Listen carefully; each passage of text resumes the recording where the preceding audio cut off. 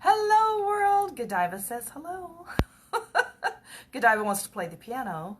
Oh, look, she's hugging me. She's hugging my arm. Ain't she sweet? You're a sweet little brat. Yeah.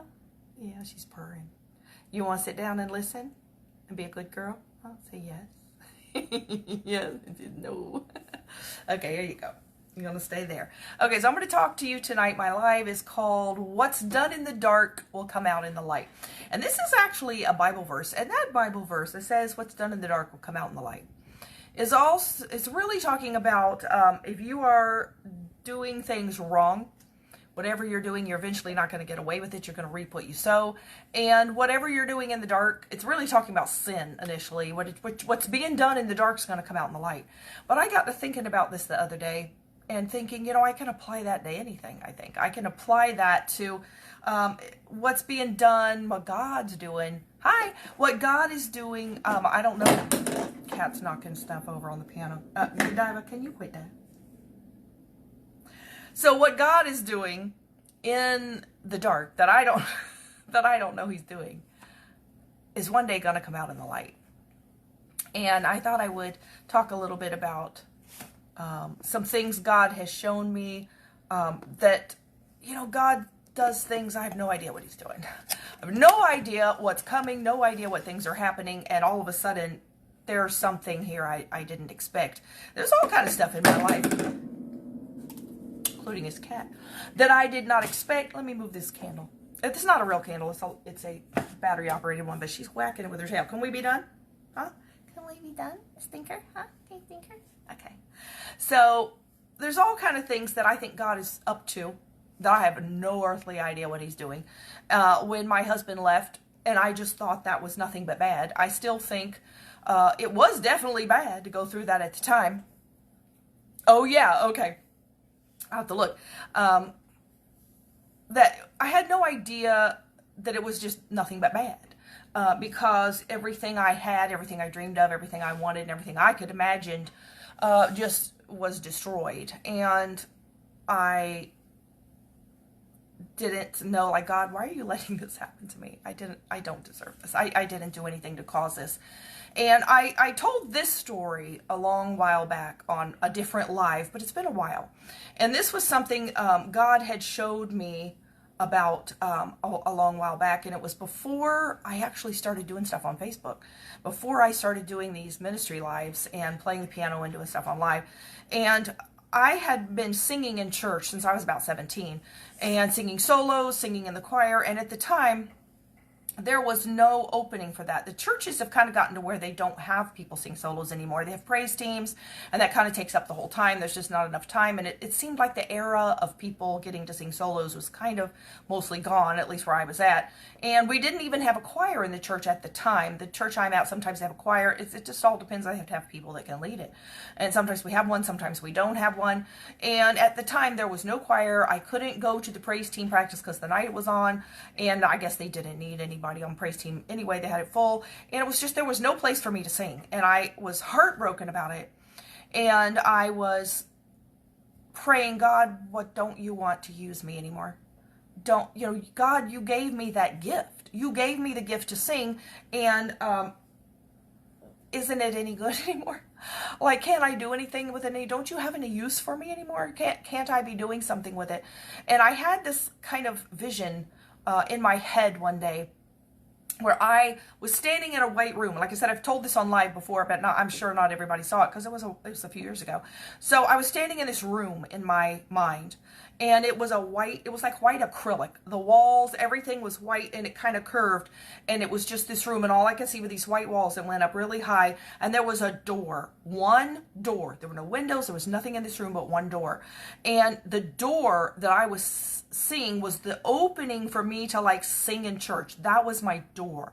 That was my opening. That was all that there was, and I loved it too. I loved that. And in this vision I was kind of having in my head, the door was closing.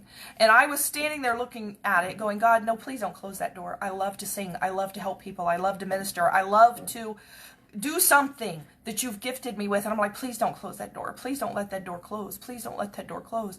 And it slowly, I watched it, and I'm like, but why? But why does that have to close? I don't understand. And I stood there watching, and the door closed. And I just stood there looking at this blank white wall like, there's just nothing for me now. Am I supposed to take what you've given me and the desire to help people and the desire to sing and have people touched and blessed and lifted, and is that gone? God, I'm not that old. I still can sing. Why is it over? I just don't understand. And I stood there looking at nothing but white wall. And as I stood there, like, just heartbroken, looking, that I felt like, God, I just don't understand why you closed that door. And I'm standing there looking at the door, and it had a frame, a little door frame, and I could see the door, and I'm just looking, it was shut. And I'm just looking at it like, are you ever going to open it again, maybe?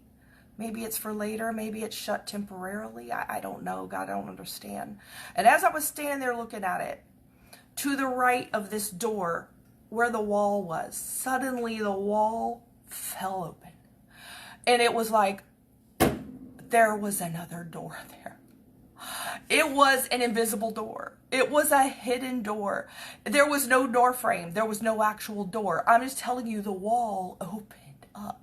And what I saw looked like the sky with clouds. It looked like space. It looked like infinity. And I stood there like I'm standing on a precipice, just looking out into the sky that covers the world. And God was like speaking to me and telling me, I shut that little door. I shut that little door because your ministry there was limited. And you were just worried about singing in a little church. Now, it wasn't a teeny weeny tiny church, just a few hundred people in that church, but he called it little. He said, you were just worried about singing in that one little church. And he said, I just opened up the world to you. And I was like, how? Where? I don't know what you're talking about, but okay. And it was shortly after that I started singing on Facebook Live. And for a while, and then one day he brought that vision back to my mind, and he said, there's your world right there. You're on live video, and anybody in the world can watch that. And I'm like, oh, wow. And there's not a lot of people watching me at once. A lot of people watch replays. But I have people from around the world that watches. I'm like, are you kidding me? There was a kid that I grew up with and knew in the 8th grade that contacted me and said, do you remember me from the 8th grade?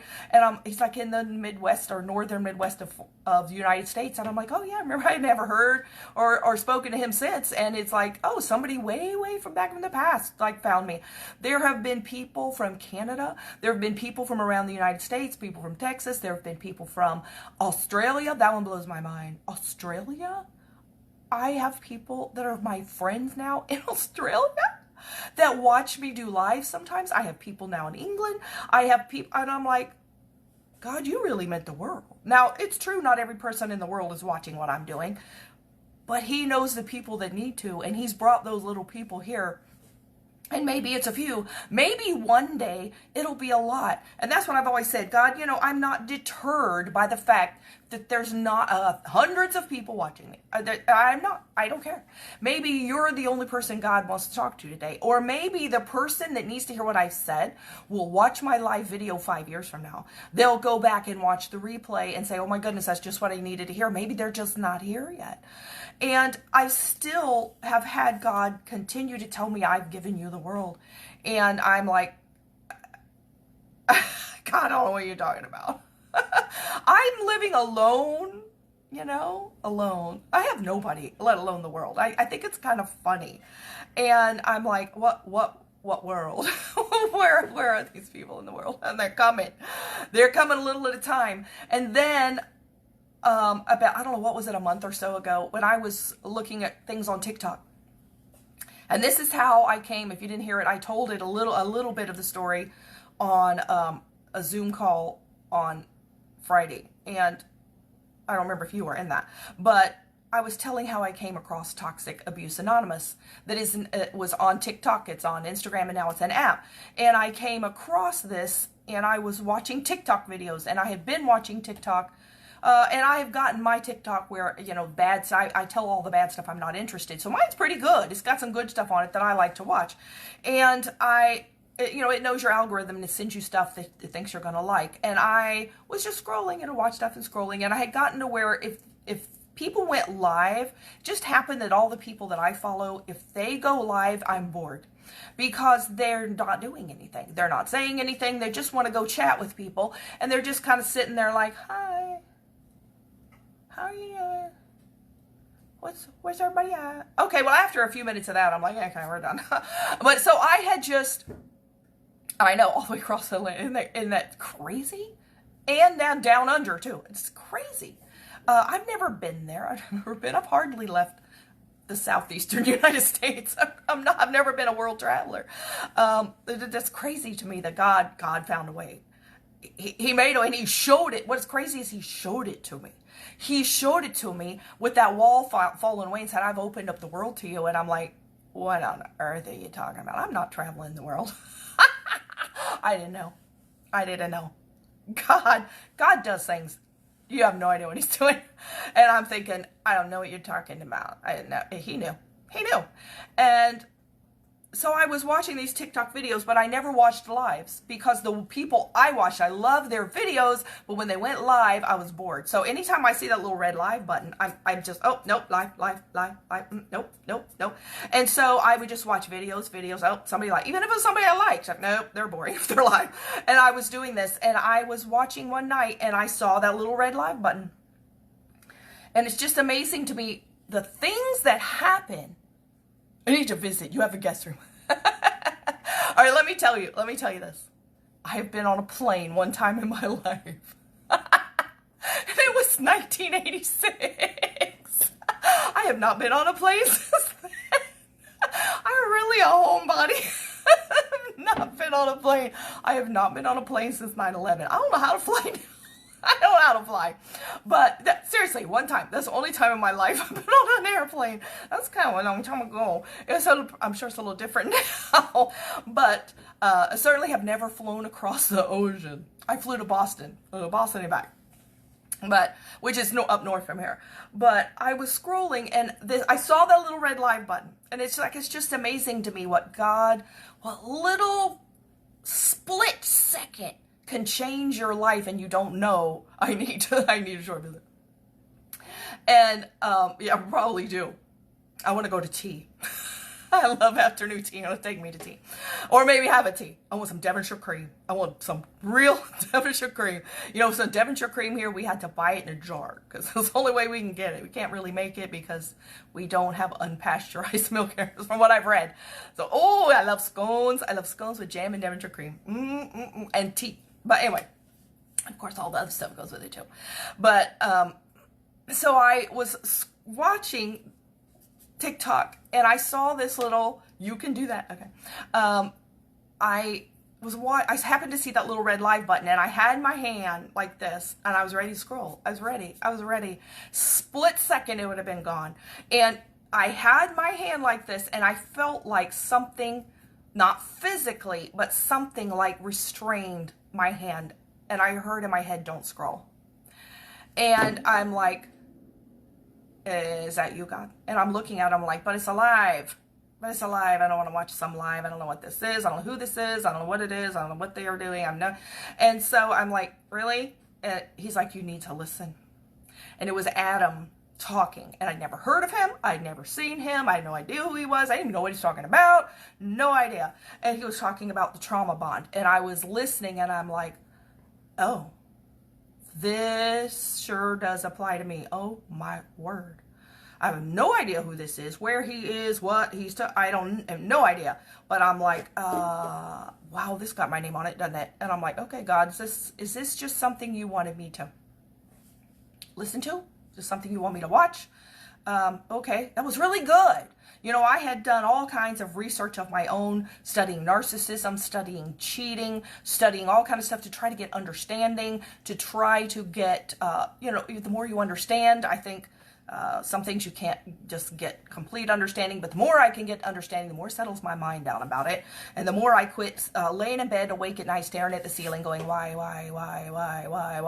And so if you come up with some answers, oh, that's why. Oh, maybe that's why. Maybe it's this, maybe it's that. And journaling, all the stuff I was doing. I went to divorce care a couple times, like support groups. And so I was doing everything I could, but I hadn't gotten all the information there was to get, but I had gotten a lot, and I hadn't heard that before. So I listened to it. And then the next night, oh, there he was again. And I'm like, oh, it's that same guy again. Oh, how about that?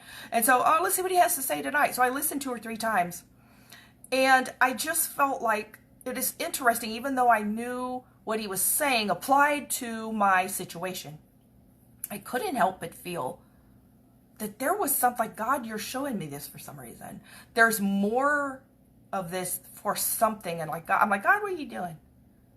What are you doing? It's just like when he told me I'm giving you the world. I'm like, God, what are you talking about? And this is again like, God, what are you doing? I don't know what you're doing, but he knows what he's doing. He knows what's coming. And then when he said he's starting the app, and they need people to help do stuff on the app, and they want me to help with stuff on the app, I'm like, hiccup jaw or floor. They don't know me. They don't know.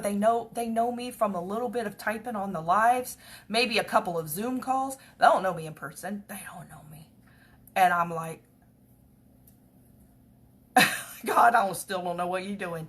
But whatever it is, it's like he's opening more world. He's opening more world, not just like for me personally, but for him to be able to use me to minister to people and to touch people and change people's lives. Because I'm telling you, on this app, there's hurting people. Not that we aren't all hurting, everybody in it, even the people who are reaching out to others, everybody's been through some sort of traumatic relationship, whether it's parents, whether it's brother and sisters, whether it's a spouse, whatever the people, everybody's been through some sort of traumatic, toxic relationship. And so everybody is a different level of hurting in this, but we all want to help other people, which is very therapeutic when you are hurting to reach out and be able to help other people. And it's like God has opened this big door, I think, and he's doing something. And I don't know what he's doing. And this is where I was taking that verse, and here is this verse. It's from Luke 12:2-3. It says, nothing is covered up that will not be revealed, or hidden that will not be known. Therefore, whatever you have said in the dark shall be heard in the light, and what you have whispered in private rooms shall be proclaimed on the housetops. And I know this is not specifically what this verse is talking about, but sometimes God lets me see verses and tells me, see, it can have another application. I feel God has been doing stuff in secret. He's been doing stuff behind the scenes that I don't know what he's doing. And it's like about to be proclaimed from the housetops. It's about to be, what does it say? Is going to be heard in the light. Things that I have sat on my couch and either read in the Bible or just had some thought come to me and just have God tell me stuff about like all of these things. And I'm like, God, that's so much like revelation that you just gave me about something. Thank you for giving me this. Thank you for telling me this. It's really opened my eyes about whatever that was. And he would say to me, I'm giving you this to tell the people. And this was right after my divorce. And I was sitting here staring at walls. I didn't have my cats at that time. I was sitting here alone night after night after night. And I had a lot of time to think and read, and he's telling me, I'm giving you this to tell the other people. And I'm like, what other people? I'm living here by myself. God, you know there's no other people here, right? There's not even one. Who are these other people? I don't teach a class. I'm not a Sunday school teacher. I'm not in teaching in church anywhere. I'm an introvert too, by the way. You know, I have a hard time kind of breaking the ice. I can do it online. You know, I can do it online. I'm talking to my face. I'm talking to my phone. Yeah, I know there's real people over there, but it's amazing. Put an introvert behind a video, is a totally different person. Put them up on stage, different. Put me in front of one person, I'll be like, hi. I don't know why. It's this way it is. This is the way it is. And I'm like, God, what other people? There's no other people. There's no other people here, God. And I don't have an avenue for that. Even if there were other people somewhere in big stadium waiting for me to come talk to them, I don't know where they are. And they don't know me. Who's going to listen to me? They don't know me. Yeah, he has a good sense of humor. He had other people. They're just randomly out in the world here, random here and there and there, and maybe now he's bringing them to an app that I now belong to, and I still don't know what all he's going to do with that. I don't know where that's going, but he does. And it just amazes me, and it feels like he's been doing hidden stuff. He's been doing stuff, and I pray all along, God, you know, this can't be all there is to my life. Just sitting in an empty apartment for the rest of my life. With cats. Oh, I love my cats. I don't want to get rid of the cat, but this can't be it. This can't be all you have for my life. This can't be all you want to use me for. This can't be all. And goodness, it's been an awfully long time now that I've been sitting here alone. And all the time he's been waiting for something to come that he's going to just like, drop me in. And it's dropping him in. It's dropping him in. So I'm going to read Colossians 4:3. That says, and pray for us too, that God may open a door for our message. You know, that little vision that I had in the beginning, it was just stunning to me that I knew there was no door there. That I didn't see a door. The only door I saw was the one closing. And I saw the whole outline, the frame, the door and everything. There was a door right next to it. I couldn't see it. I couldn't see. You don't know where there's a door. 1 Corinthians 16:9-10 says there is a wide open door for a great work here. Oh my goodness, I feel that's where we are. There's a lot of work. There's a lot of work that needs to be done because people have been through some bad stuff and are hurting. And it's going to take a lot of people and a lot of God in those people. Isaiah 22:22 says, when he opens doors, no one will be able to close them. Oh, I love that. And when he closes doors, no one will be able to open them. Sometimes that can be good. If he closes the door to your life, that could be for your protection, to keep people out, to keep you in, maybe to keep you out, to keep them in. Whatever it is, it can be a protection and a barrier for you. And if he opens the door, you may not even have known that door was there. Matthew 7:7-8 says, continue to ask and God will give to you. Continue to search and you will find. Continue to knock and the door will be open for you. I can't tell you how long I've just sat here and said, God, where am I supposed to be? What am I supposed to do? Where am I supposed to go? What am I going to do? And you just keep knocking. Keep knocking and suddenly you turn around. That wasn't a wall anymore. It's a door. So I'm going to sing a song. This is an older song. It's one I really like. This is from 1971. And it is called The Lighthouse. And I think that's what God has us be to other people. We aren't the light, we're the lighthouse. He's the light, and if you see the light, it's him shining through. We're just the lighthouse. And this is an amazingly beautiful song. I pray this will bless you. There's a lighthouse on a hillside that overlooks life's sea. When I'm tossed, it sends out a light that I might see. And the light that shines in darkness now will safely lead us o'er. If it wasn't for the lighthouse, my ship would be no more. And I thank God for the lighthouse. I owe my life to him, for Jesus is the lighthouse, and from the rocks of sin he has shown a light around me that I could clearly see. If it wasn't for the lighthouse, tell me where would this ship be? Everybody that lives about us says tear that old lighthouse down. The big ships don't sail this way anymore. There's no use in it standing round. But then my mind goes back to the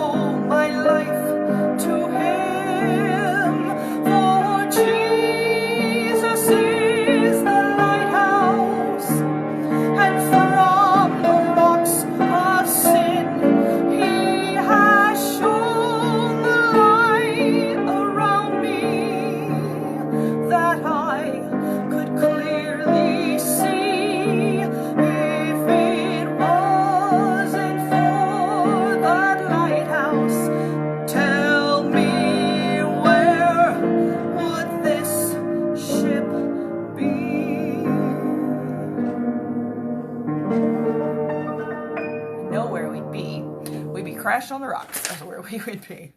So I'm going to read from John 10:9. This is Jesus speaking. He says, I am the door. That's why there will never not be a door. There will be a door. There's going to be a door because that door's living. It's him. If by me, if any man enter it, he shall be saved and shall go in and out and find pasture. And I love this last verse. I'm going to leave with you. It's from Revelation 3:8. This is Jesus speaking. And he says, I know all the things you do. Are you glad that he knows all the things you do? If you are like, oh, he knows all the things I do, I need to change the things you do. Or if you say, oh, God, you know what I want to do. You know what I do. That's how you want to feel about it. And he says, and I have opened a door for you that no one can shut. If he's opened a door for me, nobody can shut it. You have little strength. That's what he says to me. Yeah, I know. I'm not a big person. I'm not like a televangelist or something. I'm just a little person. I was a little woman living here. You have a little strength, yet you obeyed my word. That's all he's looking for. You have a little strength that you obeyed my word and did not deny me. And that's all you need. And he's going to open the door for you. Your mind's going to be blown when I read the message I sent. Really? Okay. It didn't have to do with this. I haven't read it yet. Oh my gosh. That's crazy. I'm going to go read it now. So, there's a door. And there's a work. And I think he has something good in store for me. I don't know what it is. But I have been sitting here like this for 9 years. Well, not exactly. I've been doing the little things. I've been going live. I've been singing. I've been ministering where I can. If it's just this, it's okay. And I've told God that it's okay, God. It's okay if it's 2 people, 3 people, 1 people. It's okay if there's just one person in there in Timbuktu and you can change that person's life. I don't need crowds. I just want people's lives to be changed. I just want God to come into their heart. I just want you to bless people, God. I just want you to use me. And it doesn't have to be 8,000 billion people. If it's 1, that's okay. Because that one needs that. It reminds me of a story I heard long ago. I think I might have said this on another live one time, where there had been a hurricane somewhere and it had washed up on the beach thousands and thousands, like tens of thousands of starfish, because it had been so bad. I guess it dug them up from the earth, the ground of the ocean, and it washed them all up on the beach, and they couldn't get back in the ocean. And there was this man walking along. I mean, they were just piles and piles and piles, and they were just going to die in the sun. And he picked up a starfish, and he threw it back in the ocean. And he bent down, he picked up, and he threw it in the ocean. He bent down, and he was throwing them one at a time back in the ocean.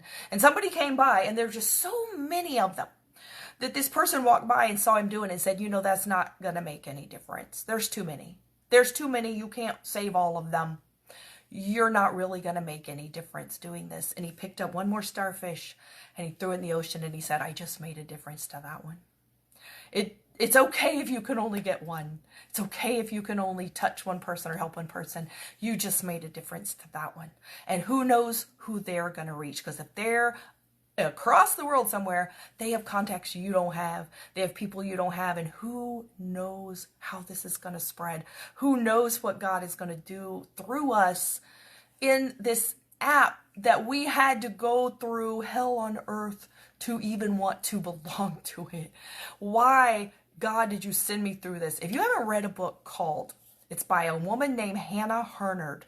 It's an older book. It is called Hinds, Hinds, which is the name for a deer in the Bible. Hinds' Feet on High Places. If you haven't read that book, it talks about going through trials to get to where she needed to go. And she found out at the end why. Oh my gosh, is that a good book? It's an allegory. So it's really about a sheep. And the shepherd comes and tells the sheep, go down this path. That book will give you chills. It's not a very long book either. Hinds' Feet on High Places by Hannah Hurnard. You can probably still get it from Amazon or probably the library. But I recommend reading that because it really, really, really talks about when you go through what you go through, and when you come through the other side, you are now equipped to do something you never could have done before. And I think that's what's been all behind all this stuff God's been doing in the dark, doing in the dark, doing in the dark. Now that I've pulled you through what you have been through, you are now going to pull who knows how many people out of the fire. And I can't wait. And I hope you'll have a blessed week. And I'm going to go read that message. And I will see you next week. Good night.